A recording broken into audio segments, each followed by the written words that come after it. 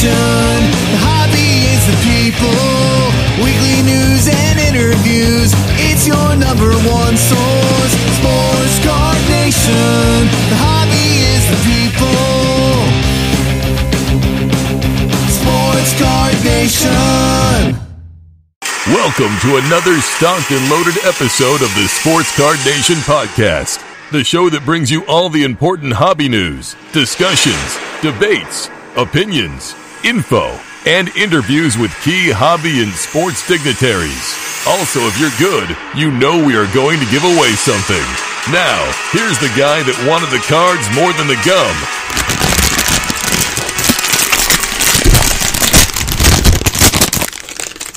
John Newman. Here's Johnny. What is up? Episode 99 of the Sports Card Nation podcast. And I don't know about you, but when I think of 99, I think of the great one, Wayne Gretzky. Let's hope this episode's a great one. I have a great guest, that's for sure. And I'd like to take credit for scheduling it as such. But we have a great guy from the north, from Canada, on the Wayne Gretzky episode, if you will. Jeremy Lee of Sports Cards Live, great content creator in his own right. And again, like to say, I planned that out to have him on episode 99. But I'd be lying if I said I did that on purpose. Matter of fact, it was him that pointed it out that, hey, I'm going to be on episode 99 where it makes sense. So, cool that it worked out that way. Happy to have gotten to know Jeremy, a really good guy, great for this hobby, and going to be working with him a little bit more. We'll talk about that in the closing, but glad to have him on. We talk about a variety of topics, and one thing I think we both share in common is we're pretty sincere and honest in our opinions and what we think about things. And so I think you'll see that during the interview itself. And so, again, we're one away from episode 100. I'll just touch on that. That's going to be a live episode on Saturday, October 31st, Halloween. I believe we're going to go live at 1 p.m. My guests will be Dr. James Beckett, Brody the Kid, and Drew Herndon. We're going to give away a ton of stuff. If you want to get in on the giveaways, get to Twitter. If you're not already on Twitter, get to Twitter. With the prize giveaways, you can enter all of them. I am going to make a rule that you can only win one prize. That way we don't have like one person winning two or three, and we have a bunch of different people who win prizes. Prizes are as follows: $100 PayPal to your account, two, not one, but two Pastime Marketplace cases. They're the best cases on the market. We're going to give two away, courtesy of the fine folks at Pastime. A Mike Trout Major League Baseball on-field stitched jersey. Some apparel from SGC, including T-shirts and a hat, and some other trinkets, thanks to them at SGC.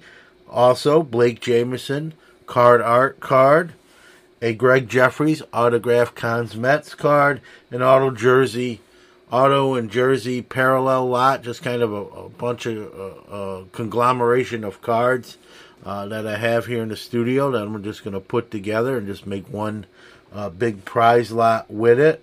Also, 5 vintage level PSA submissions courtesy of Iron Sports Cards, and also a piece of the old Carrier Dome roof here in Syracuse, as they put a new roof up, and Brandon Steiner is the marketer for the old roof, and he's going to give one of those away to a lucky listener, lucky winner.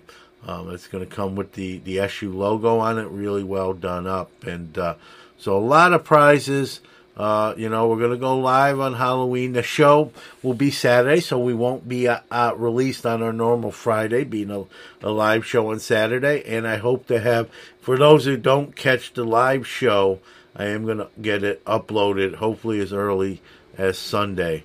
We're going to take a week after that episode 100 show. We're going to take a week off, kind of to get everything shipped out to the winners.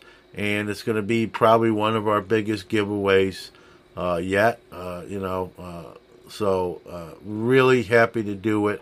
Happy that we're going to celebrate our 100th episode, but you're going to be the one that receives those prizes. And we love doing that on the show and giving back. And episode 100 is a perfect excuse or opportunity, if you will, to do that. And I'm not sure when we'll do that again. 200, I don't know. But, strike while the iron's hot. Again, we wouldn't have made it to 100 without all of you, the listeners out there, our great sponsors, and, of course, our great guests that we have on the show that makes this show what it is. We're a guest-driven show. And speaking of great guests, today's show is no exception with Mr. Jeremy Lee of Sports Cards Live. So with that being said, let's get this party started. It's time to kick ass or chew gum. And guess what? I'm all out of gum.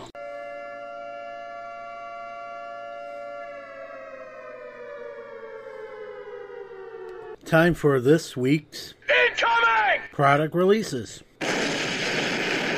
All right, quite a bit of releases this week, starting with the 23rd, the day that this show is released itself, Friday. 2020 Leaf Trinity Football. On the 25th, 2020 TriStar Hidden Treasures Autographed Mini Helmets Football. On the 28th, quite a bit of releases. So everything I'm going to mention here is on October 28th. We have 2020 Topps Major League Soccer. We have 2020 Upper Deck Marvel Ages. We have 2020 Panini Phoenix Football. 2020 Panini WNBA Prism Basketball. 2020 Topps Garbage Pail Kids Series 2. 2019-20 Panini Clearly Donruss Basketball.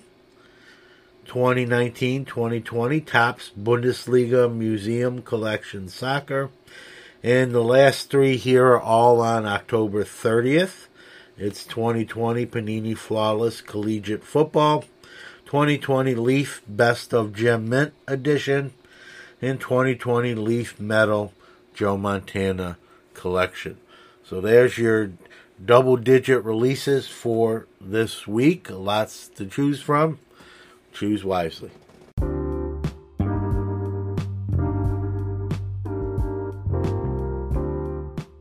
Sports Card Nation Podcast is your weekly hobby and sports podcast. Now on tons of platforms including Apple Podcasts, Google Podcasts, iHeartRadio, Spotify, Stitcher, and many more.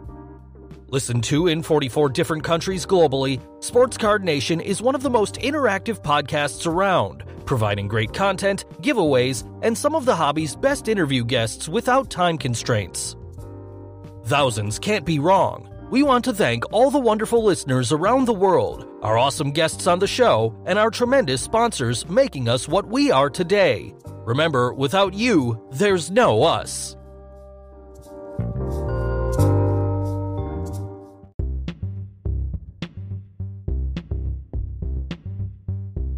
One of One Card Shop offers a tremendous breaking experience, great customer service, and they're constantly pulling fire. Steve and his family take care of you like one of their own and treat you right. Anyone can break, but no one treats you like One of One. Come check them out on Instagram at one_of_one_card_shop. For all the hot breaks, get a gold mailer headed your way.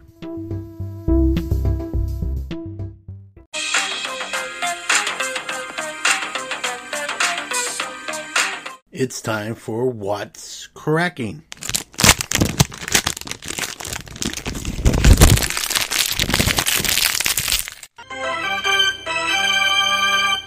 All right, some big news for Upper Deck. They're bringing golf back starting in spring of 2021 with their first release in 7 years. It will be Upper Deck Golf Artifacts, and they've already announced there's going to be 3 golf releases in the 2021 calendar year.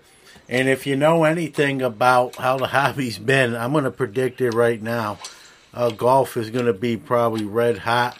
The Artifacts is going to contain 30 rookie cards of some young up-and-coming golfers, and I'm sure people will be chasing those as well. So this product is going to be one, if I can get it retail. I walk into Walmart and there's a blaster box. I'm definitely going to open it. Of course, Tiger Woods is going to be the front man, and you're going to have, obviously, relics, autos, and the like. And this encompasses both male and female PGA and WPGA. So, should be interesting to see.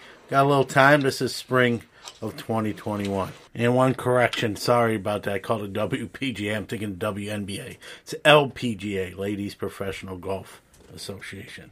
Fanatics is doing another complete set offering, this time on the football side of things with the Panini Phoenix. It's a 200 card complete set with all the rookies of this year's rookie class, all those big wide receivers, your quarterbacks, Burrow, Tua, Herbert, and the like. I sort of avoid the complete sets. I'm not a set guy anymore like many, many moons ago, but I did pick one of these up. They're $99. I figured for 200 cards, and I think this rookie class is actually looking better than I first anticipated, with Justin Jefferson playing well, the quarterbacks playing fairly well, and so we'll. I grabbed the set. They ship in October when the regular Phoenix comes out. These will have a different embossing than the regular card, so it is a special edition set. So the cards will be different than the ones you can pull out of the regular Phoenix pack. And I think it's kind of a year you can put this set away, and their previous sets that Fanatics have done have risen in price, and I think this one might be on that same track, so I went ahead and grabbed one of those.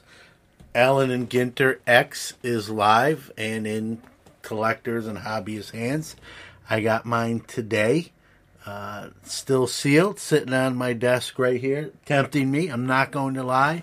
If you know anything about me or have heard this show, I've told you I've really, really cut down on my wax consumption, and I don't open a lot of stuff, and I've really been fortunate with the online exclusives, which this Allen and Ginter X is, to resell those and sort of pay for my Montgomery 582 membership and then some.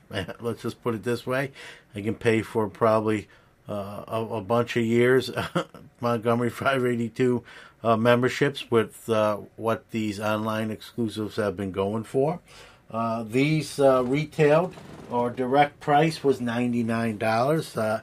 When I checked today, they were on eBay or those secondary platforms for about $140 to $170. I'm probably going to watch some openings on YouTube and kind of just see how these boxes are running.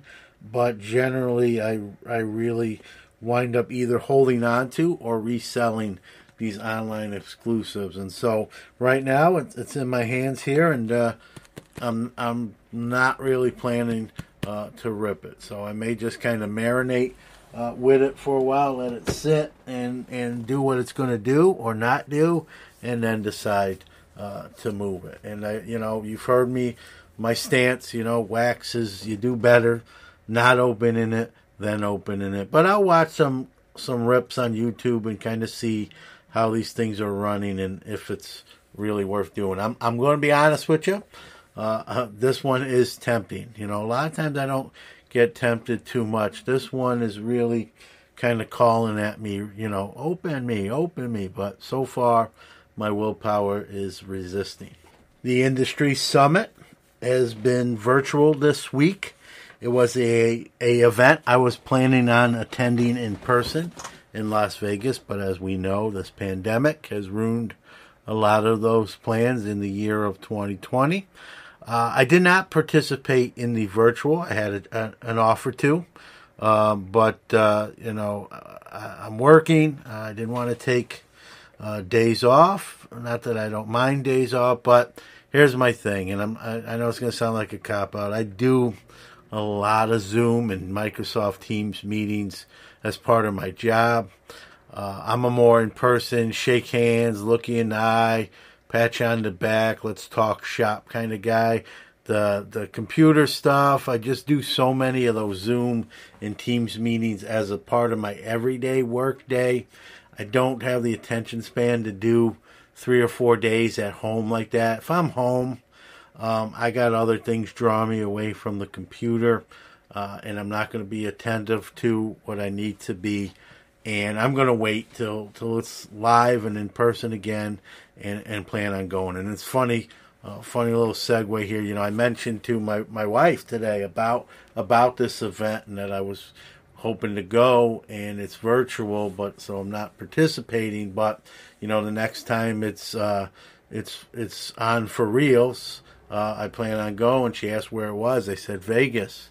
And, neither one of us, believe it or not, have ever been. And she said, when I go, I'd like to go too. And just, obviously not to the summit, not to the convention, but just to make the trip with me. So next year, hopefully, everything's good to go. I'll have my wife travel with me to Vegas. I'll attend the industry summit, hopefully, and she'll enjoy the city while I do that. And then I'll rendezvous back up with her after the during the day events. And so something to look forward to here in the Newman household for 2021, as well as the Chicago National in 2021. I took my days off for that. Haven't made any arrangements yet as far as lodging and room and board and that sort of thing. Probably should start thinking about that soon as well. And speaking of the National, you probably heard or knew that the 2022 was supposed to be in Cleveland. That is falling through because the center there, the convention center in Cleveland, is not going to be open for business for that event. And so it has been rescheduled. It will be in Atlantic City. So Atlantic City is going to get their convention after all. It's just going to be 2 years later than it was supposed to be. So 2022, Atlantic City works for me. I know a lot of people don't like that area for their own reasons. I will tell you, it's in driving distance from me here in New York. And so it's right up my alley. I'll be planning on attending as I was this year at a nice condo on the water. And we'll have to try to get that same place actually again. For 2022, my wife was also planning to go on that as a vacation. My wife, as you could probably tell, is not into the hobby, but she likes to travel and the vacation. And so Atlantic City will accommodate both of us, me for the National and her for the vacation part.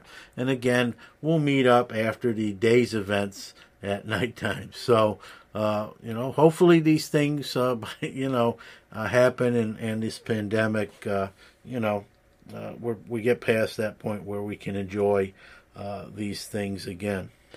CSG has gotten its 2 head graders, and they got some big ones. They plucked them from the likes of Beckett Grading.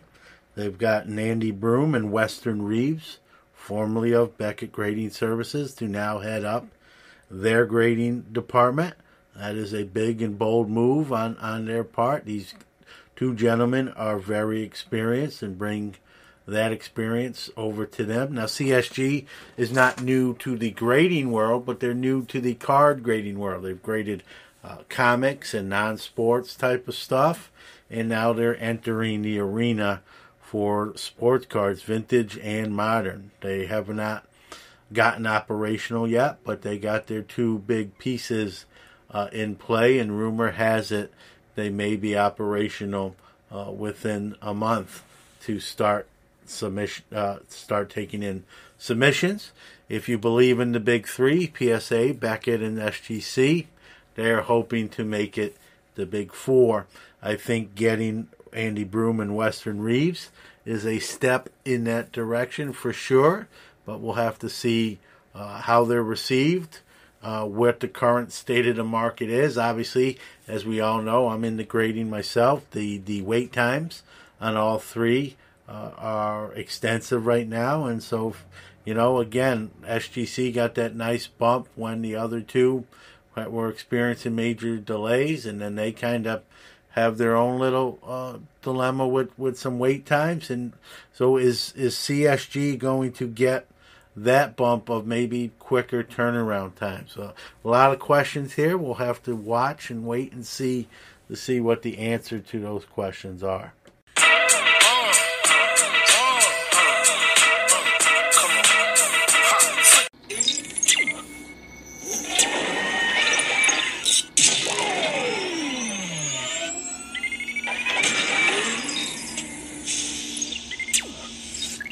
5, 4, 3, 2, 1. Commence interview sequence. Real excited to have my next guest on the One of One Card Shop guest line. He's a fellow content creator like myself. We also have a lot of other stuff in common as well. We'll talk about some of that. I was recently on his show, Sports Cards Live. It's the host of Sports Card Live, Jeremy Lee. Welcome. Thanks, John. It's a pleasure to be here with you today. Yeah, so I'm turning the tables on you. I'll promise you this. We'll go a little bit shorter than SCL goes, but that's actually, speaking of that, I got to say that's one of the things I love about your show is just that, and I'm not talking about my appearance, just seeing other people on. Number one, you're a great interviewer, and you don't feel like the guest is hurried. You feel like all topics are going to be covered and no stone left unturned. Did you know, kind of like going in, when you knew you were going to be in an interview show, did you know like how long, was that the original intent to go that long? No, not at all, John. Thank you, first of all. Thank you for those kind words. No, man, when I started doing Sports Cards Live in April, I did not plan to become an interview show. I wasn't exactly sure what I was going to do. I just knew that I was going to go live and talk about sports cards. But I thought, I got to come out with a bang. So I invited to come on my second episode, I invited Carvin Chung, formerly of Upper Deck and Panini, now with GTS, the inventor of Exquisite in the Cup, who's a personal friend of mine. I thought, he'd be a great guy to have on to come out, start the show off with a bang. And kind of from there, I just kept on inviting people on, and it turned into what is now, I guess, considered an interview show. I like to think of it as a conversation because I like this, I like to share my thoughts and opinions as well. And, as you've seen on the show, I really integrate the viewer comments and questions. I try to address just about everything that comes through the comments. But I wasn't planning for them to go as long as they do, but they just go so long. And, but I'll tell you one thing is really cool. The feedback I get from my guests is that it goes by really quick. They have a lot of fun on the show. And I just hope that comes across to the audience and the viewers, such that they also feel like it goes by quickly and they enjoy the full length of the show. Well, I can speak from personal experience. My 2 hours, it was like a blur. Like, other than looking at my watch and knowing it was 2 hours, I really didn't feel that. And I think that's a mark. That's kudos to you, Jeremy. I think that's a mark of a good conversation where the time just goes by and you have no idea how fast that went. And the other thing you do very well is that viewer interaction where people can post comments and you can put them on the screen or respond to them, or the guest in turn can respond, and you do a great job managing that. I can tell you that from experience from doing Hobby Hotline. Just today, I was kind of manning that boards, and it's you're trying to listen to the guest. You got your own thoughts in your head. You're reading. It's multitasking at its finest. It's not, for someone who sees it and thinks it's like seamless or I could do that. It's not as easy as you think. I remember even the first time I did Hobby Hotline from that seat, I was like, oh my God, and I don't want to miss a comment. And so you do a bang up job at it. And like I said, the 2 hours I was on, it felt like 15 minutes. When we were done, I'm like, that's it. I can, let's keep going. But, you do a great job. I've said on this show as well, and not to, I try to be modest as much as I can. I think both of our shows, we have quite the guest list. So I think we have. I'll just say this. I won't say we're the two best guest lists. I'll say we're in the mix for probably the two best guest lists as far as hobby content goes. Whatever you want to rank them. I don't want to, there's other people doing great things as well. I don't want to slight anybody, but we're in the conversation. If there was such an award, we'd be on at least, in the audience, and they show our picture as the nominations. I go as far as that. So, and that's that's a great thing. I know you have as much fun as I do, maybe even a little bit more. We have similar backgrounds too. We're the same age. We kind of got in the hobby around the same time at 7 years old. We both are dealers. And, have our setup at shows and 2020, we've seen a lot of years in the hobbies where I'm going with this. And 2020 probably, I don't want to speak for you. That's why I'm going to let you talk here in a second. But 2020 has been like probably the craziest year I've ever seen in this hobby. What say you? Yeah, no, for sure. What we're seeing in the hobby, it's not just the craziest year in the hobby for me or for you. I think it's the craziest year in the hobby, like life to date. Yeah. Inception to date. I mean, in terms of just the values of cards across the board skyrocketing, that's one factor. Another one is all the content that we're seeing now. People like me were, at the beginning of the pandemic were looking for things to do with their time, and several of us went out and just started creating content. That's what I did, and thankfully for that, because number one, I mean, while I love cards in the hobby, creating content is the hobby within the hobby, but it also really it complements the hobby. It amplifies the enjoyment of the hobby because of the relationships that I've been able to form just by virtue of being a content creator. Like, you and I are friends now, and if it wasn't for the content, we probably wouldn't have met each other until I stumbled by your booth at a national in a year or two from now. So making new friends, new relationships, new connections, to go along with the increased values in the collections that we already have, or the cards that we bought earlier this year, has been what I've really taken away from the hobby in 2020. I mean, and the new entrants. There's a lot of new entrants into the hobby as well, which I think is a wonderful thing.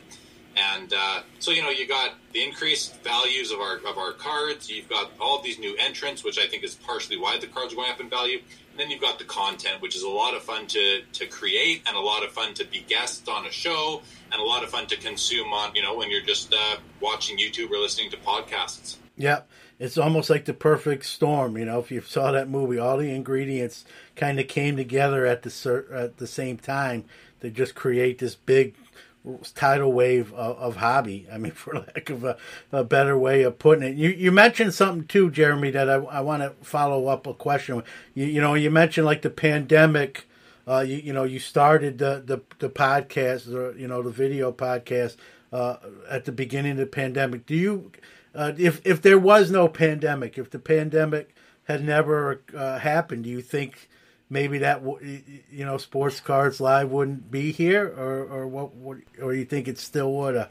That's a great question, John. I never contemplated that. It might have still existed because there were a couple of other factors that came into play for me when I started it. It really started, John, because I wanted to sell some cards online one day, and I didn't want to have to scan and list and all that. I thought, well, how cool would it be if I could just go live, have people watching, and just show cards one at a time to the camera, let them know a price, and then message me if you're interested. And so I found a place I was going to do that with some vintage hockey cards. So I went into a vintage hockey group. I asked the mods if it would be okay if I streamed live, and they said, yeah, you just got to follow our rules, which were no modern cards, and everything has to be priced. I said, okay, fair enough. I went on for about an hour and a half, and I sat in front of the camera. I don't remember how many people were watching, maybe a couple dozen. I sold some cards, and I had a lot of fun interacting with people. And afterwards, I got a couple of private messages saying, hey, that was awesome, you should do it again. And I thought, oh, that's great, but, I don't want the same audience, the same cards. I have a lot of modern cards, too, that I want to sell, so where can I go? And I thought, well, there's several modern hockey card groups where I could have gone to sell my modern hockey cards. I thought, well, I don't know which one's the best. So then I had this idea. Maybe I'll create a new Facebook group, and it can be just for live streaming cards you want to sell instead of having to post pictures and coining and all those sorts of things. So I thought I'll create a group, and I'll call it Sports Cards Live. So I went and I did that. And then I thought, oh, maybe I should get a YouTube channel and see if that name's available. So I went to YouTube, and the name was available, so I locked in the name on there as well. And then I found the thing that really made it into a show for me was when I found StreamYard, which is the streaming platform that we all use now to stream our live shows to YouTube, Facebook, Twitter, and then some. And it was sort of all those things together that I guess culminated in creating my show. And I did my very first episode was just me in front of the camera, sort of introducing myself with my ideas for what the channel was going to be. And to be honest, I don't remember what those are anymore. I've never gone back to watch it to see if any of it came true, because, I don't like to I never watched my own show.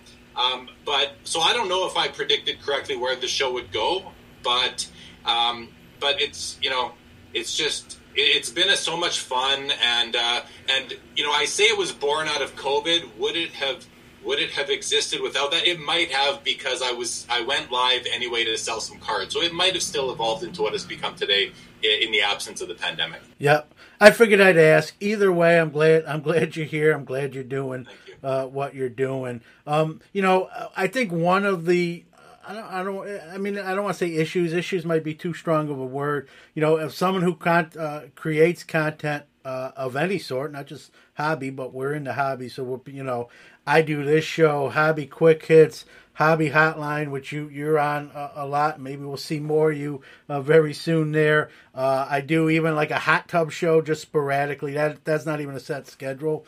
And, I'm fortunate. I have a son, but he's 20 years old. He works. He's hardly ever home. He's with friends. And I see a lot of these guys are younger or have small children. That fits your description. It just kind of I think it's a little easier for me if I have, if you want to call it an advantage, is I did all the Little League and football and coaching. And so now, I always tell people, the podcasting sort of took place of my high school varsity coaching career, because I moved on from that. But, having small children and a wife, as we both do, kind of speak to, how do you balance that all out? What's the secret? That's a great question, especially for me, John, because two things. I have two young kids, 1.5 and 3.5 years old. And the other thing is that, I went from 0 to 60. Basically, I went from no shows to now I do, I stream live every Wednesday and Saturday night at 10 p.m. Eastern. And then on Saturday, I do a second show when that one's done that comes on at 12:30 a.m. Saturday night, like early Sunday morning. So I bit off a lot in that I do, and each episode is around 2 hours average. So I'm putting out about 6 hours of content every week on my 3 weekly episodes.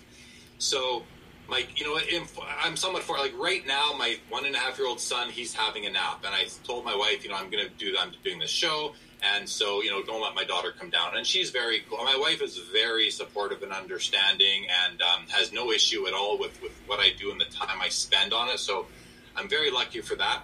The biggest advantage I think I have when you hear someone say they put out 6 hours of content a week, that's a lot, but it's not as much as it is if you're doing your traditional YouTube videos or podcasts, because I do no post-production work. I do no editing, nothing. It's live. Once it's out there, it's out there. So I think that the behind-the-scenes time that I have to spend on the videos itself, it's the pre-planning, it's the promoting the episodes, it's the rehearsal or the testing with the guest, usually the night or two before, and that's it. Creating a YouTube thumbnail. So again, I think my thing that minimizes the time, considering how much content I'm putting out there, is that I do zero post-production work. So, and a supportive wife, as I said, and I love it. I have so much fun doing this. It's more fun. I mean, you know, but it's more fun than I thought it would ever be. Yep, and it is fun, and my wife, same thing. I got to give her kudos too, or else I'll be in trouble. But no, all joking aside, like you said, my wife's very good with, hey, I just kind of let her, I don't have a rule per se, but it's like just give her as much advance notice as I can, so don't spring it. Hey, I'm doing a show in like 20 minutes. That wouldn't necessarily be fair. But I tape, so everything is interviews, and I'll just tell her, hey, Thursday night at 8:00, I'm gonna be in the office taping a conversation, and so she knows. As long as I give her sort of an advance notice, it's no big deal.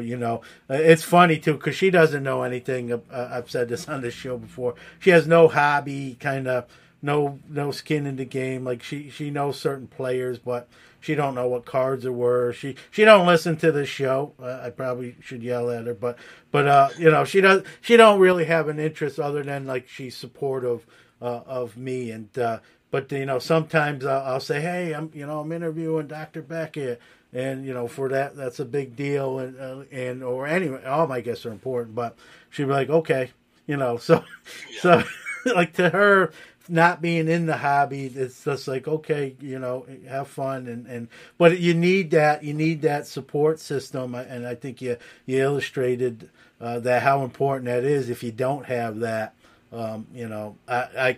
if I had, whether you do a lot of editing before or you don't, the fact that you still do the great content you do with two young kids, as you said, is still a feather in your cap. And I know you're not patting yourself on the back, so I'll do it for you. But I just think if I have only one son, but if I had two kids, that I don't think I could do this, honestly. So when I see, I do it after my kids are in bed by the time I go live. They've been in bed for half an hour usually by the time I start to stream the live show.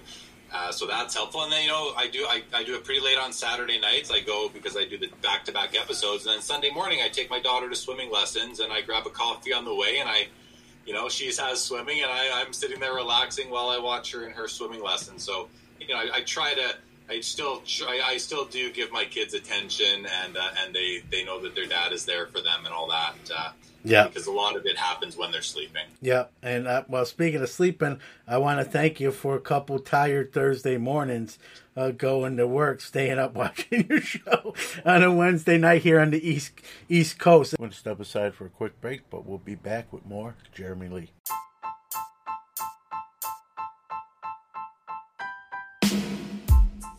Pastime Marketplace offers a line of durable graded card cases made for collectors who want high-quality graded card storage that is virtually indestructible.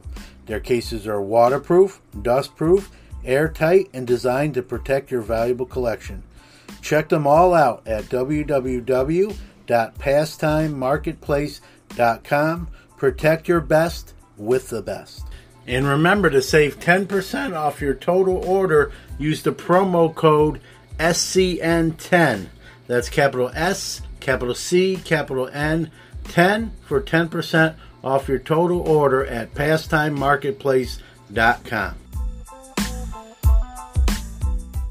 Sports Card Nation is back with Jeremy Lee. So I wanted to ask you this, and I figured might as well put you on the hot seat. It's not really a real hot seat. You don't have to mention a name if the answer is yes. Have you ever had a guest say, I'd love to do your show, but it's probably going to be in East Coast, or maybe I can't stay up that late? Have you ever had someone decline simply because of time slot?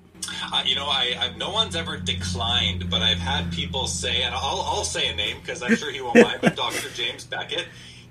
He's he may not be on the East Coast. I think he's in the Central time zone. Yep. But it was still late for him. And so he said, Jeremy, your shows go long. He said, I'll be good for about 45 minutes. I said to myself, okay, I'll work with whatever you're going to give me, Dr. Beckett, is what I'm saying to myself in my head. But in the back of my head, I knew from all my prior episodes, and he was episode number 30 for me. So I knew from all the prior episodes that my guests really have a good time doing the show. At the end of the show, I always hear from them how much fun it was and how quickly it went by. So I kind of rolled my eyes and, privately rolled my eyes at Dr. Beckett thinking, we'll see about that, Jim. I bet I'll get you for at least an hour 15, and just like that, and he lasted, I forget how long that episode was, but he was with me on screen for at least an hour and 15 minutes, which was great, considering he had originally budgeted 45 minutes. But yeah, it's late because I'm in the mountain time zone. So, I'm one time zone east of California. Yeah. And so I'm basically 2 hours earlier than the Eastern time zone. And that's just what works for me because my kids go to bed about 7:30. So 8 p.m. my time, that's when I go live. Any later it would be crazy late. I just can't do earlier. Yeah. So 8 o'clock my time is 10 o'clock Eastern, and that's when the show starts. Yeah. No, and you do, that's funny. And Dr. Beckett actually listens to the show, so I'm sure he's chuckling about a minute ago hearing that conversation. But obviously a great guy, and he, even though he's still involved in the hobby, and I love the show. Just short bursts, 15 minutes, really just sort of. It's current events, and it's you get a little bit behind the scenes of his history in the hobby as well that you would normally not get if he didn't do the show. And so Sports Card Insights, if you a little plug there, free commercial for Dr. Beckett there. But he's been great. I think I can speak for both of us with both of us and Hobby Hotline too as well. And so great to see him still putting that knowledge into the hobby and sharing those stories and experiences and whatnot. So, I want to touch, I think we're both on the same page here. It's a huge, to me, it's not a debate. I don't think it's a debate with you, but that's why I'm going to ask you. It's the old hobby collectible sports cards as an investment side, or to the purists who say it's not a stock, it's not a gold or silver precious metals. It can't be. It's not in that asset class. Please stop calling it that. I'm not saying I do it strictly for the investment of it. I don't. I mean, it's a nice thing to have when you have a card that becomes pretty valuable. But I don't even have these debates on online anymore with folks because I don't view it as a debate anymore. When you see these cards just as well as I do, Jeremy, bringing $3-4 million. I'm not even talking about pre-war vintage only. Now in the modern sector, I think that makes the argument is that does more than anything I can say. Just your thoughts. We've been in this hobby literally almost the exact amount of time. We both have been resellers. We both have made money and know how much we've done. Your thoughts on kind of what I just went off on a rant there. I love my cards. I've loved my cards my whole life. I was a kid in the 80s opening up packs of O-Pee-Chee hockey and Topps basketball and Topps baseball, and chewing the gum and playing with the cards. But there came a time in by the mid 80s, I would say, when I started to really take care of my cards. I was one of the few kids in my school that took care of their cards and was not willing to throw them against a wall, that sort of thing, or put them in the spokes of my bikes. And then when the first Beckett issue came out, I went through it and I looked at my cards and I thought, and I realized the light kind of went off that, hey, these are actually worth money. They're not, while they are a collectible, and I love them for what they represent, and I love the underlying sports and the players, they had value attached to them. And that was in the mid to late 80s for me. And everything kind of changed that early for me. It didn't stop I have the collector gene. It's part of who I am. And it didn't stop me from collecting to collect. I still, to this day, collect cards that I know I'll never get my money out of. But I love them and I enjoy them. But I also collect cards today that are valuable. And, but I love them too.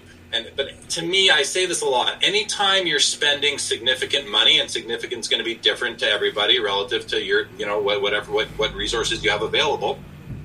anytime you spend significant money on a card, like it or not, in my mind, this is just, I shouldn't say like it or not, but my opinion is that it is an investment, because you're taking capital and you're investing it into an object, an item. Call it an asset, an alternative asset, I don't care what you call it. You're investing your hard-earned money into an item. And, whether it's, we can take our hard-earned money and buy shares of Apple and Amazon and all those things too, or we can take our hard-earned money and put it into something that we actually love to hold and look at. So to me, it's a much more fun and engaging way to invest if you can do it somewhat disciplined, while balancing that discipline with buying and collecting what you like. Because we are, I forget who said it, but so one of the content creators said, we are investors by consequence. And I think there's a ton of truth to that. So I always consider there's a continuum of investor to dealer, and we all fall somewhere in between there. I don't think anybody falls on the far extreme of collector or the far extreme of investor. I shouldn't say anybody. I think very few people fall at the extreme ends of that continuum. I think that most people fall somewhere in between. And the more money you have tied up in cards, the more of an investor you've just become. And that can be simply because of the passage of time and the increase in the value of your collection. So, to me, we're all collectors and investors. There might be some new entrants that have come in right now that aren't collectors at all. They just see dollar signs, and that's fine. And maybe some of those people do have that collector gene in them, and coming in with dollar signs might actually, open their eyes or awaken the collector gene within them and turn them into, push them down the continuum away from the extreme end of investor more towards the collector. So to me, these things are investments, but they're also collectibles at the exact same time. Yeah. To me, there's nothing wrong with that. Yeah, I think you hit it right on the head. But my rebuttal whenever I hear that argument is, if you're a collector and that you don't care about the value, like you said, maybe on the small end of the spectrum, but you're there, you're not doing the hobby wrong. That's you. But you cannot say, just like I can't say you're not part of the hobby, you're a collector. You can't say that these things are an investment. We're speaking of the monetary terms. Think about the time we spend with cards. Time is an investment too. My real job's in the transportation industry. We have there's a saying in the transportation industry: time is money, and 3 words. And it's a famous line in the transportation. And I know there's been other people say, well, if you enjoy the time you spent, I don't look at it as money. And I'm not saying they're wrong either, but it's still, you could be doing something else. It's an investment of your time. And so whether it's money, whether it's time, we are investing ourselves in it, in the hobby, if you're in the hobby. And if you're doing it, and I think even that collector that maybe collects all one team, or a super collector of a player, I mean, if they had truth serum in them, they want their cards to be worth as much as they can, even if they're not selling it. Maybe they have no plans to ever sell their cards or their collection. They still want it to have some value, maybe just for ego or pride's sake, But I don't get in those debates really anymore, because it usually does. You're not going to win someone who's stubborn, and I probably can fit that bill too. You're just not going to win. Anytime I've seen those arguments happen, they wind up getting nasty. People make it personal, call names, and I'm like, that I'm not gonna. And then there's 3 hours you never get back of your life debating someone whether cards are an investment or not. Yeah, and I think we, that makes perfect sense to me, and I do agree. There are people out there that collect that don't care about the monetary value of their cards, but I don't think those people are out there buying cards for $150, $200 plus each. I think they're more or less filling in sets they collected as a kid, going through dollar bins, where it is truly the hobby. And like I said, I have cards like that too that I don't consider investments. So, I think you can be at the extreme end and be a collector, but I think those people are fewer and farther between now than they ever were, and I think we're going to lose more and more of them as the years go by. Because when I think about that, and I think back to my experiences in card shows and who I see going through binders and the dollar bins versus who I see looking into the showcases with the showpiece cards. I think it's more the older generation. And I think, as that older generation, as the years go by and we lose a lot of those, pioneering collectors, that, that the art of set building, in terms of like base sets, seems to be somewhat disappearing or being more entry level. And it's a great thing to do to bring people into the hobby. But once people who come in that way start to see some of the higher end cards, the shinies, the memorabilia cards, the autographs, it's hard not to clamor for those beautiful pieces of cardboard. And I think then they realize, well, hey, now, while I didn't have to think about putting $10 into commons to fill my old set from 1975 or 1995, now I'm going to be putting $250 into one special card. Can I afford it? Am I taking money away from my rent or my mortgage or eating? So then it becomes more where you have to think of it as if it is an investment, because you have options. You can take that same money and put it into the stock market to invest. But if you know more about sports cards than you do about the stock market, you're probably going to be better off doing it in the stock market, or sorry, in the sports card market. Yep. I would think. The other thing you mentioned is, time is money. Of course, time definitely does equal money. We sell our time to our companies or our employers or whatever you do. So you're you could be doing other things to make money instead of playing with your cards, your collection. That's the opportunity cost that we all incur by not spending our time, going around and offering to mow lawns for $20 for an hour type of thing, right? So, yeah, I hear you. We are investing our time, but it is so enjoyable that I think the happiness that we get from it, and I know for me, the happiness I get from it is worth a lot more than money, and it helps keep me sane. It helps me do my real job better. It helps me treat my family better, all those things. It's a real important part of my life, just like any hobby is for people, for everybody. It's an outlet, whether I compared it, Jeremy, if you're a musician playing a gig on Friday, Saturday night with your bandmates, it's your release, it's your outlet. It keeps you, like you said, keeps you sort of sane, keeps you in high spirits, in a good mood.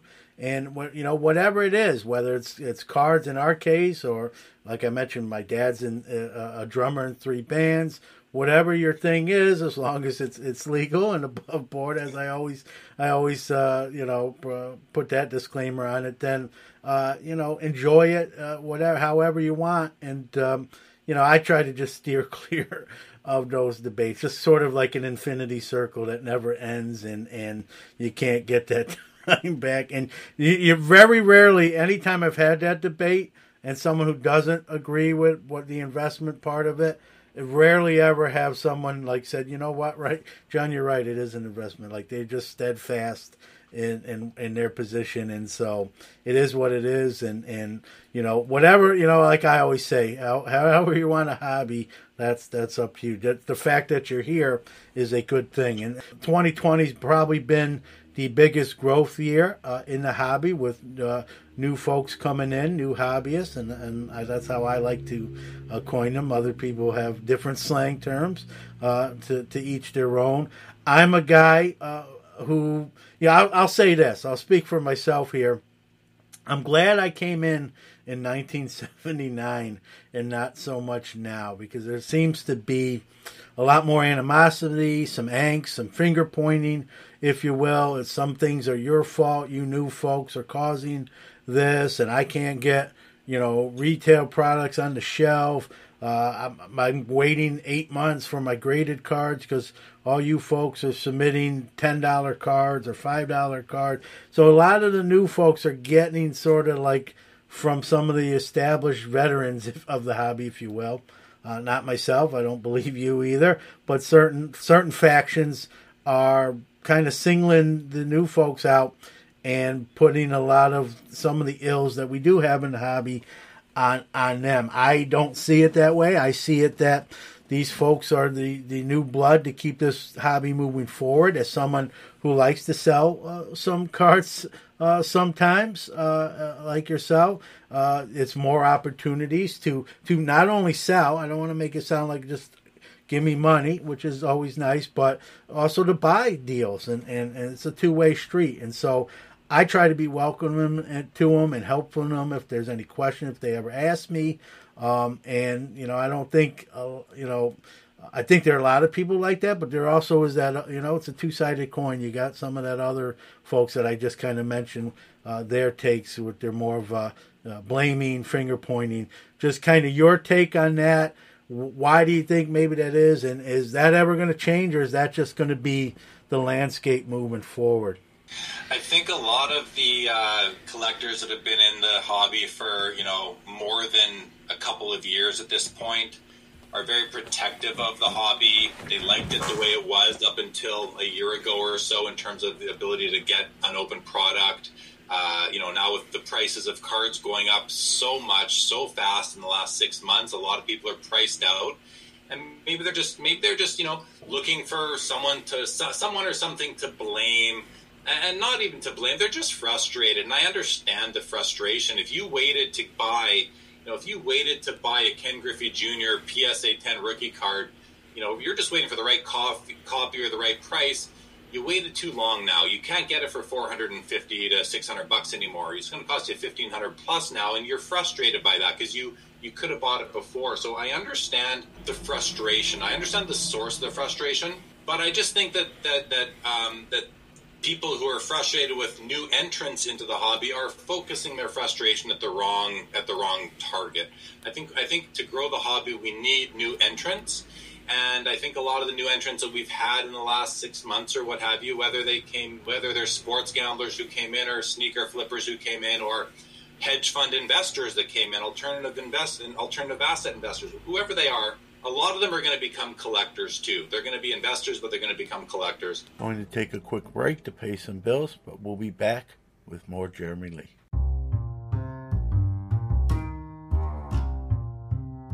Hey folks, tired of going to the retail store and finding the wax shelves cleaned out bare? I've got the answer for you, and that answer is Hotbox Cards. They offer a monthly subscription service at a great price level. What's better than getting a box of sports cards on your doorstep every month? Not a whole lot, and these boxes don't cost a whole lot. Let me tell you what's in each and every hot box. 3 Relic or Auto cards, 3 unopened hobby packs, 50 bonus cards featuring stars, rookies, semi-stars, inserts, and parallels. And 1 in every 5 boxes has a red-hot envelope with a surprise card. They also honor expired redemptions with a comparable item, so there's no worry about getting that old redemption card with nothing to show for it. Check them out at www.hotboxcards.net. October is Legendary Month. Baseball boxes will have a Laughlin World Series card, and football boxes will contain a Legendary Star. And put in promo code SCNation. SCNation all in cap, and your box will contain an extra hit. We are back with Jeremy Lee. I love setting up a card shows.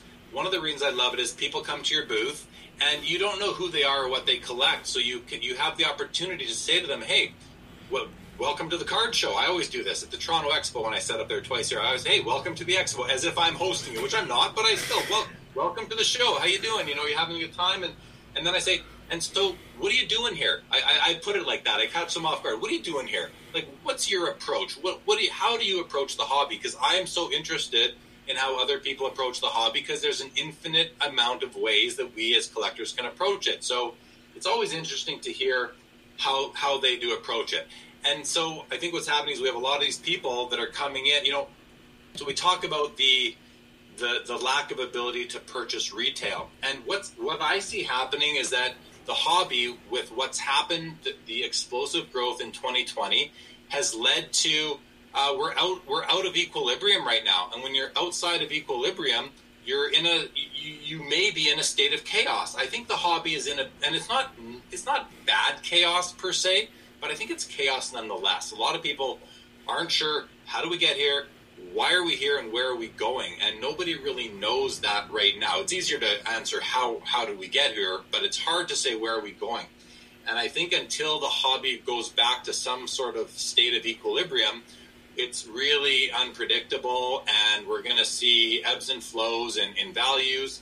and we're going to see issues with people getting the product they want on the retail shelves, and we're going to see people getting into fights at Walmarts and Targets and all that sort of thing, like we've seen. So, I all these things lead to people being frustrated, and when you're frustrated, you tend to point it at a target, and I think an easy target seems to be a lot of new entrants.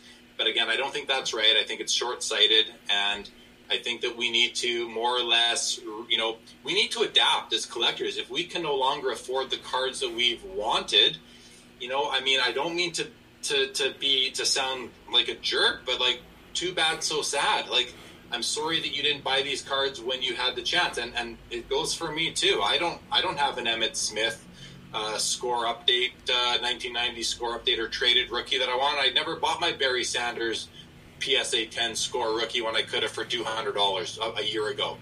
I'm upset I didn't buy those cards too, but I understand that this is the way the hobby goes, and so I'll take that money and I'll buy something that I think is maybe an opportunity now that I want for my collection. Or, when I say collection, I've got several types of collections within I got sub PCs within my PC. I've got my investment caliber pieces, then I got my fun cards. And, you can decide to put that $200 now into some fun cards, or just a cheaper investment type of card if you want. So I don't know, man. I think that it's unfortunate we see negativity in the hobby. I think that we all need to really think about the long-term staying ability of this hobby as a legitimate place to put our money, because when you have lots of money tied up in something, you don't want to see those values implode. You want to see them at least maintain, if not go up steadily over time. So in order to do that, I think we have to nurture these new entrants I think it's our responsibility as veteran hobbyists to nurture the new entrants, welcome them and help educate them. If you see somebody doing something that you think might be a little ridiculous or a bad move, you don't want to force your opinions on them, but you want to sort of say, hey, I get kind of why you're doing that, or why you might think that card's an important card, but if you're interested, here's what I've seen. I'm talking about coaching. I'm talking about being available. I'm talking about giving advice when asked for it.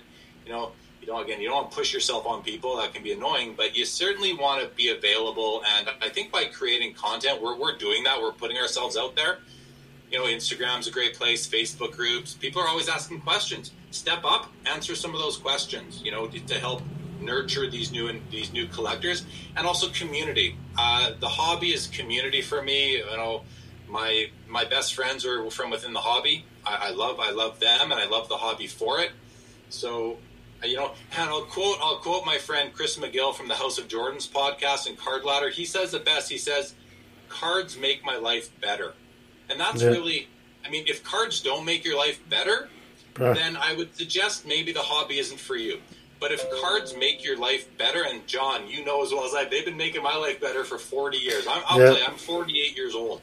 I think we're both born in 1972, if I can divulge our birth year, right? We're both born in the same year.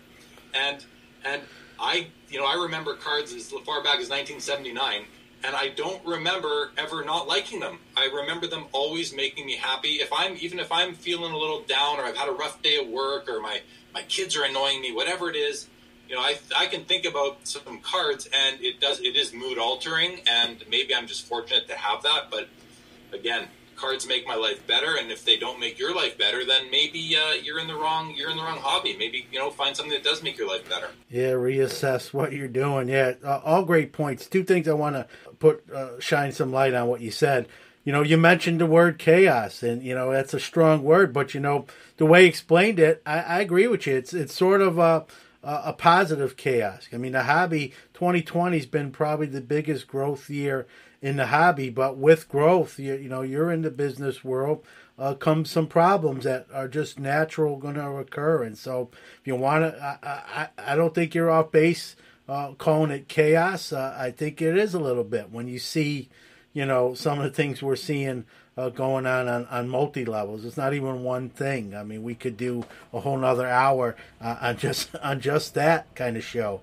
It is chaos. It's a good sort of chaos because it comes from a good place. We could be talking about what I thought 2020 was going to be, which was a holding pattern down year, prices coming down, people spending money on food and their family as they should, and you know, to think the year we're having, you know, at the same time as a worldwide pandemic is. I'd be lying if I said I told you so, because I didn't tell anyone so. And so, yep, go ahead.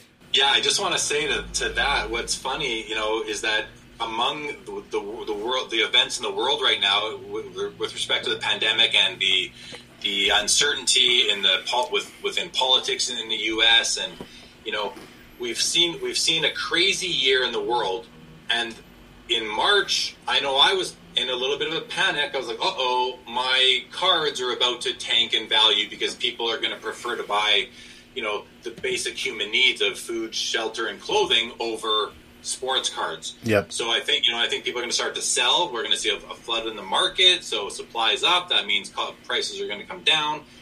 And we didn't see anything like that. We didn't even see the opposite. We saw the extreme opposite. We saw things go nuts. And what that tells me either is that the world is totally on its, you know, off its axis, on its butt, or it tells me that the hobby is resilient and yep. that our sports cards are actually, you know, like a A-class type of asset holding in terms of an investment. Because if the sports card hobby can thrive during a pandemic, that tells me again it's resilient and it's a safe place to park some of your capital if you so choose to.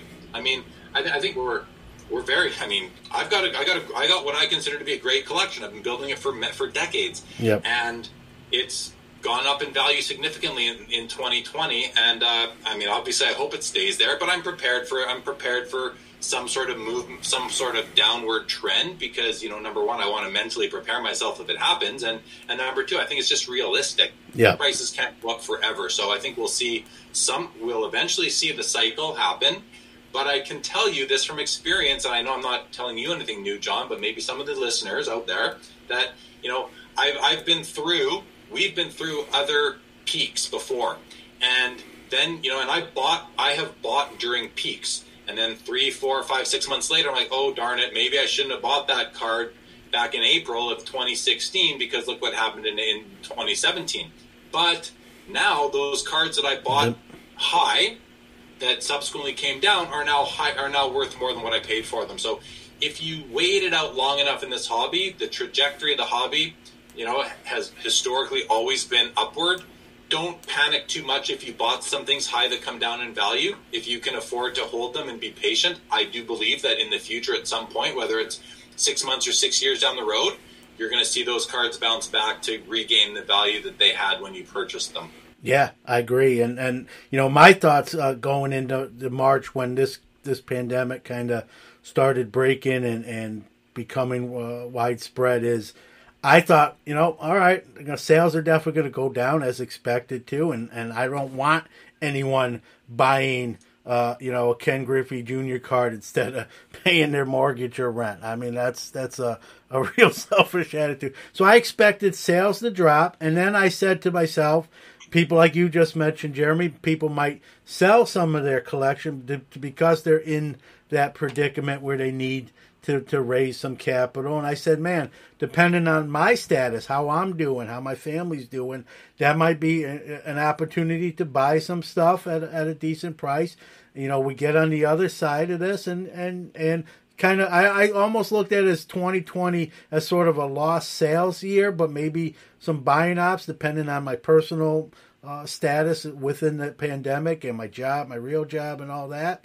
And as we both know, you throw all that out the window, and it's turned into something else, and it's been good. And you know, not to, you know, I said on my show 2020's been the best year for Newman Sports Card. That's my DBA, and I sometimes feel guilty saying that, knowing we're living through times where families have lost loved ones or people have went to the brink of passing away or losing jobs or employment.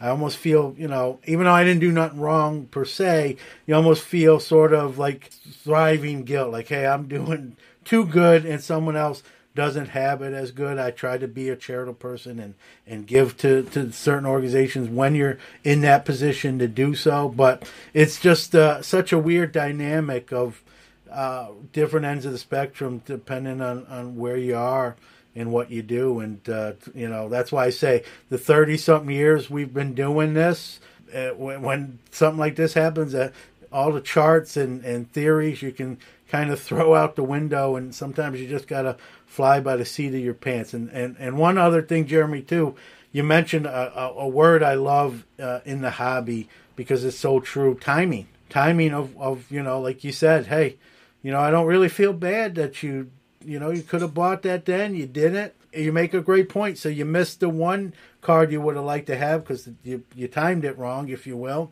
Put that $200, like you said, go get the next thing that might be $800 in a year, So instead of kind of wallowing in yourself, oh man, I didn't get, my score supplemental, PSA 10 Emmett, which is a great car. I get it.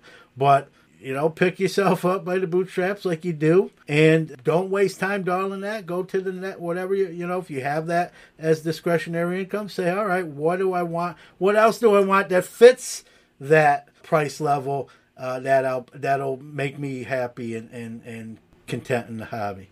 Or if you really want that Emmett Smith because it's a card you need for your collection, then buck up and go buy it. Just spend the new money and learn the lesson next time that when you see a card that you think is a fair price, buy it, because you never know when the prices can go up. Just like we never know they can go down, we never know when they can go up. I also want to say, John, your discussion just before about the year you've had, I don't think you owe any apologies for the success that Newman Sports Cards has had during the pandemic. I don't think the hobby owes anyone any apologies for what's happened, regardless of the suffering that's going on. I understand people are suffering, and being charitable and generous is something we should all be doing, and of course be aware of that and be compassionate to our fellow humans. But, I think it's a good thing that there are people having success in 2020, because imagine if everybody was having a horrible year in 2020. I mean, obviously we're all dealing with a pandemic, but not everybody is unemployed. Not everybody, is not able to afford their rent and their food and their clothing. And I certainly am compassionate towards those that are in those situations. But if the whole world was like that, we'd be in a world of hurt as a society. Whereas I think it's a darn good thing that there are still some people and some businesses, some industries that are thriving right now because it balances things out. No, and you're right. And I don't, you just, there is a segment in the hobby that I did an episode of Hobby Quick Hits, Jeremy, about this, that look negatively on anybody who sells and profits in the hobby. Even though it's been going on before we ever got here, there are some people who frown upon. I don't think they're right, in my opinion. But there is a segment that looks down at, if you buy something for $20 and sell it for $100, they think you're a terrible person. I think that person just made a smart business decision. Some other people look at the same situation and say he's not a true hobbyist, or he's just in it for the money, when that's not necessarily the case. And even if it was, he's not robbing or stealing or taking someone's PayPal and not sending what someone paid for. Like, there's a lot of, I guess, jealousy and angst towards anyone that's doing well. And we got to get past that. One more quick break, but we'll be right back. Let me tell you about Iron Sports Cards and Collectibles. They're your number one source for all your PSA and now SGC submissions. They offer various service levels at the lowest prices around. They even provide the card savers your cards need to be submitted at no extra charge. Their elite status helps improve turnaround times, and their chat rooms keep you abreast of your subs and the status of your cards. What are you waiting for? Contact Rob on Facebook on Iron Sports Card Group. That's Iron Sports Card Group on Facebook.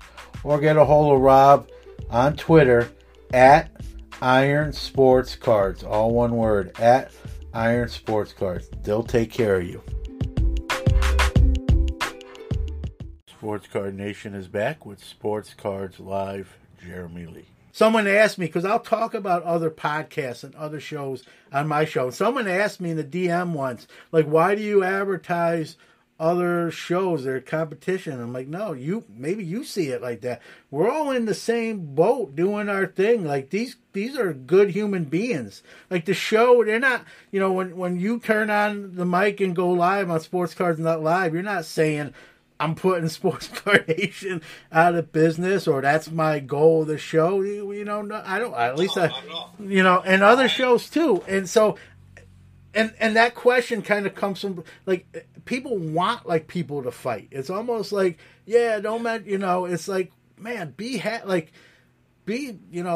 content. Like, why do we always gotta, like, pick fights, and hey, well, they're meeting after school to beat each other up, and at the playground. Like, we got to get past that stuff. Where there's thousands of podcasts. We're two of many, and I've always said on this show, like, someone asked me if I'm competing. No, I'm competing against myself. I want episode 99 here to be better than 98. I want 100 to be better than this one. Doesn't always probably work out in that fashion, but that's, you can't compete.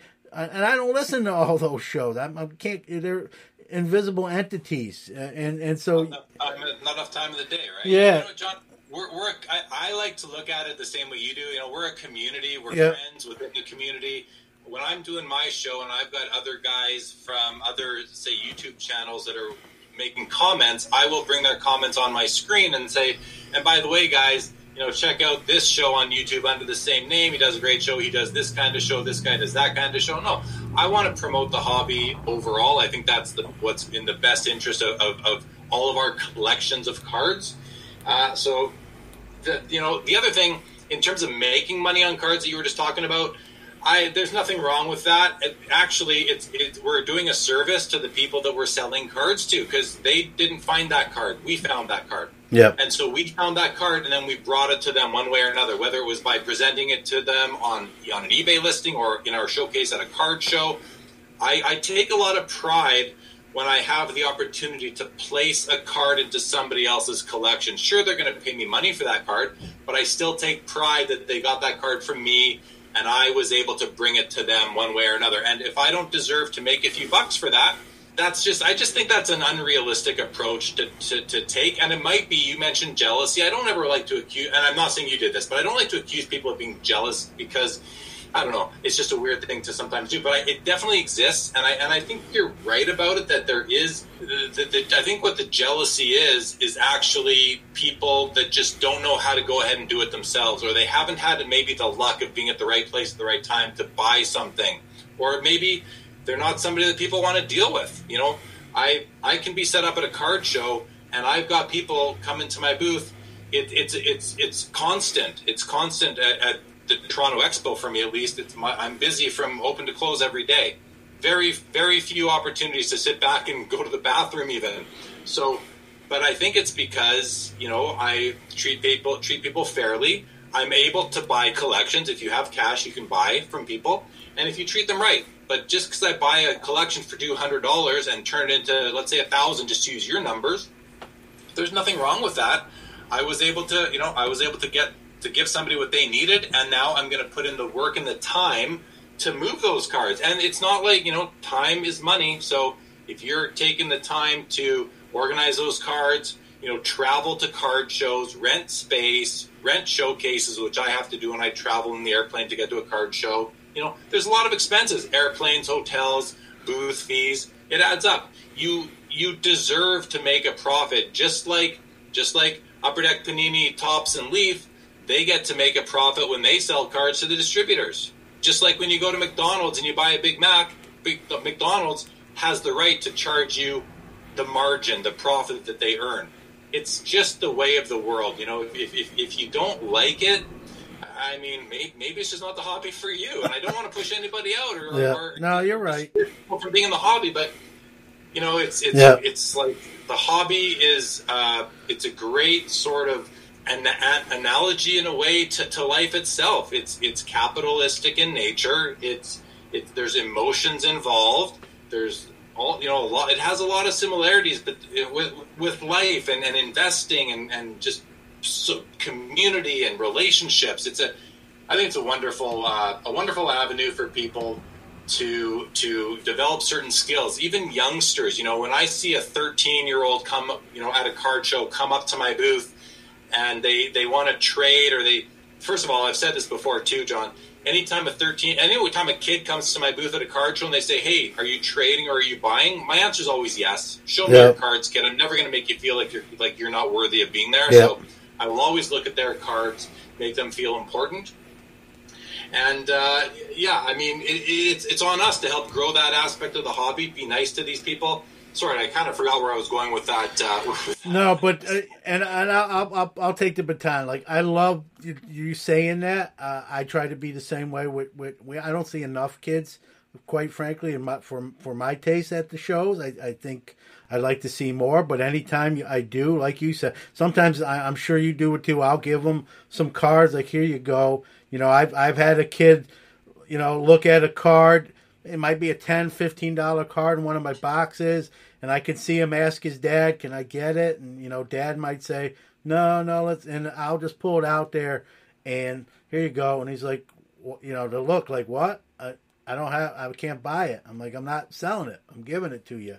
And the dad's like, No, you don't have to do that, And no, I don't have to do that. You're right, but I want to do that, and. They just, it doesn't hurt me at all. And it goes a long way to promoting the hobby, keeping that kid, hey, dealers are nice too. And maybe, hey, I don't do it necessarily for this reason, but next show, maybe they seek out my table and say, "Hey, let's buy something if that guy's here again, let's go buy something." Yes, and I do remember where I was going with that before, John, so thanks for picking up. Yeah. It's a great opportunity for a youngster to develop negotiating skills, conversational skills, self-confidence, self-esteem, right? And I've had it at the shows many times where a kid comes up and I see the father saying, "Go ahead, ask him. And the kid will come up very sheepishly, kind of say, "How much is that card there?" And, I treat them like an adult. I don't say, "Oh, let me get that for you, youngster." No, I pull it. I say, "Here you go. Have a look at it. What do you think?" And I'll tell them the price. And then I don't ever in my voice assume they can't afford it. You never know who you're dealing with, right? Yep. So, but I've seen it happen. There's this one person in particular. He's probably 22 years old right now, but he started hanging out at my booth at the Expo in Toronto back in probably 2012 or 13. So he's maybe 10, 11, 12 years old back then. And I've seen this youngster, grow up and develop into quite the maneuverer, quite the operator, and a lot of it, I think, is to the credit of his involvement in the hobby. You get, when you are 13 years old and you're negotiating with, 30, 40, 50, 60-year-old men at a card show, you develop a certain amount of confidence in yourself to be able to talk to older people, with confidence yourself and know what you're doing. And I want to help nurture that and foster that among the young people in the hobby. And just as a compassionate person, it's nice to see a kid come up shy, kind of maybe not looking you in the eyes. And by the time they leave that interaction, they're glowing and they're looking up at their dad and with this sense of pride. And their dad looks down at them like, "I'm proud of you." Like I see that happen at the card, when I'm at my booth at card shows all the time, because I'm trying to make that happen, and it's just such a great feeling and something I love about the hobby. Yeah, and those small little things just pay dividends in the long run of things. I'm going to have you back on. We're going to have to do like a whole show one time here in the future just about our card show stories, which I don't know how many I'd sell, but I could write a book just with, I started real quick. I started my first show I did at 15 years old, and we're talking about shy. I was a shy 15-year-old. So I set up, put all my cards in the showcase, sit in my chair, and it was a fault of mine. I was shy. You never know I was a shy kid by seeing me as an adult, but I didn't say a lot. So someone would come to the tables, And, now I say, hey, how are you? Welcome to, like you, anything you're looking for. If I can be any assistance, let me know. But at 15, I wasn't that guy. And so I would just sit there. And I remember a gentleman was looking at my showcases. And, he says, I'm interested in a couple cards, but I'll wait till your dad comes back and see if we can work a deal.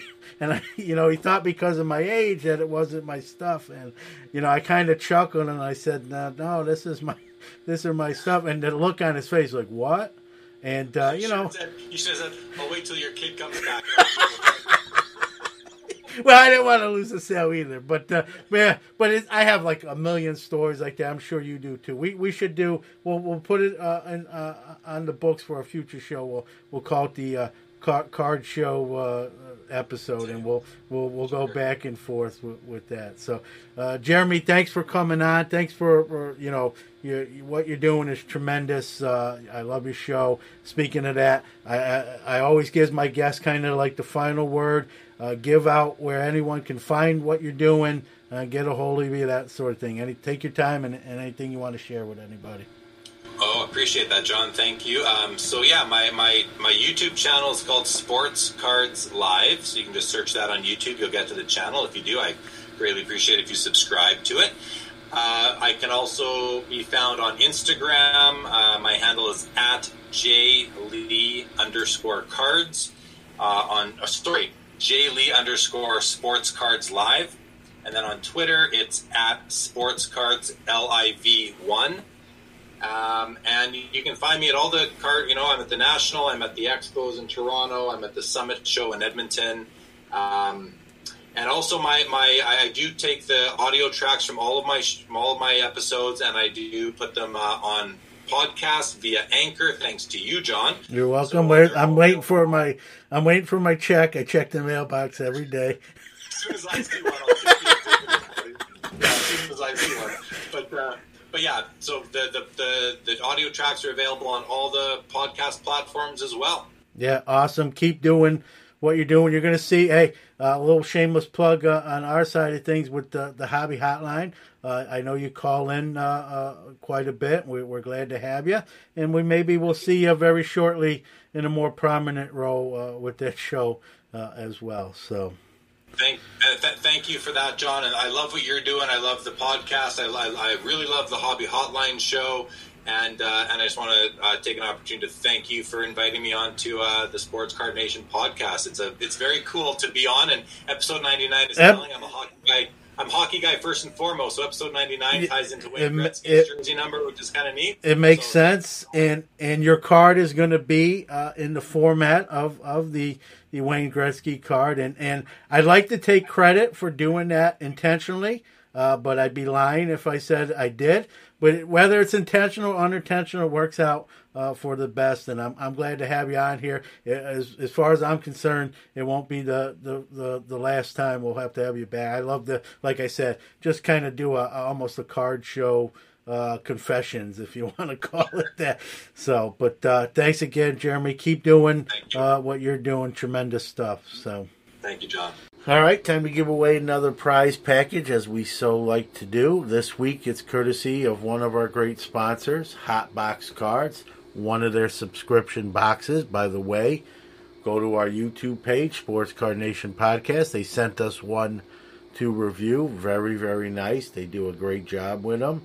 It was a fun, enjoyable thing to open and review. Check it out at our YouTube page. Now somebody here is going to win one as well. So we took all the retweets. We used the retweet pick app, and our winner is at Upstate New York Minor League Baseball. Jim, congratulations, a fan of the show. We appreciate him. Glad, I appreciate anyone who gets to win something, but congrats to Jim. He's our winner for the subscription box from Hot Box Cards. We're going to give away one next week as well. Look for the contest post on our Twitter page at SportsCardNATI1 on Tuesday. Find that contest post, retweet it. That's it. Costs you nothing. Chance to win a free Hot Box subscription or Hot Box Cards subscription box. So even if you didn't win it this week, you got another crack at it next week.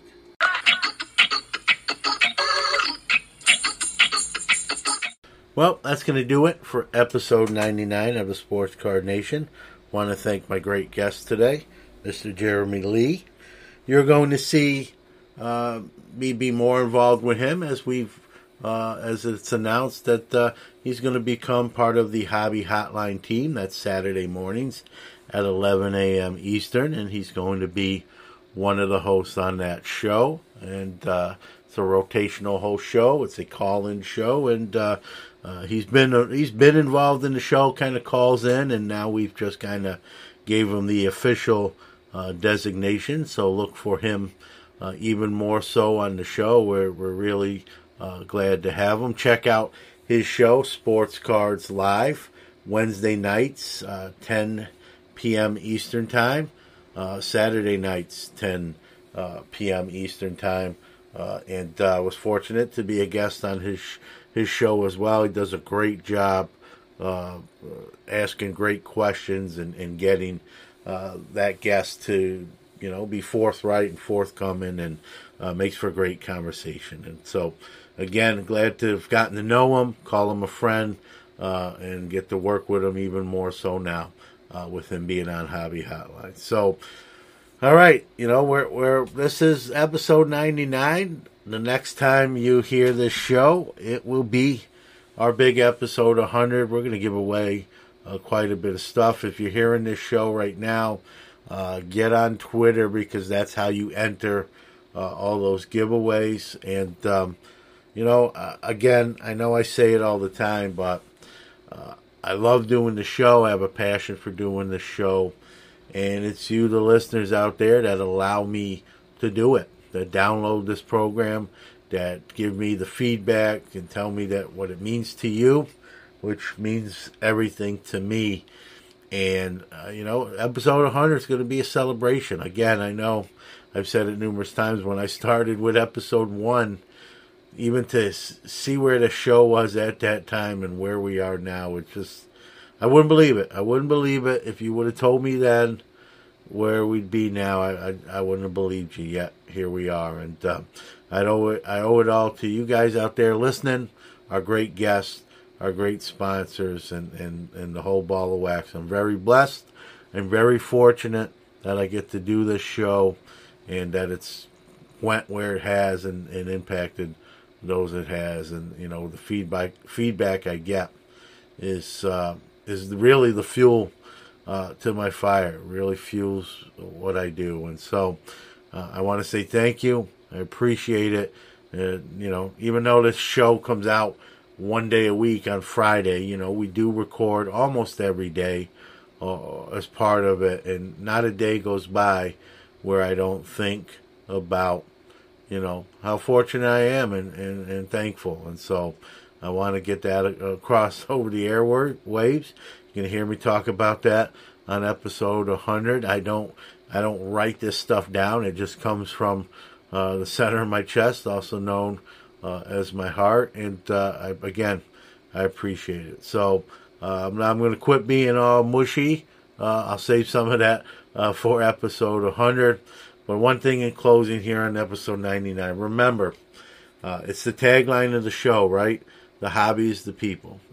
Whoever you are, however you do it, no matter what you collect, graded, ungraded, team collector, player collector, investor, flipper, whatever you do, as long as you're doing it above board, you're part of this great hobby that we all have a passion for and love.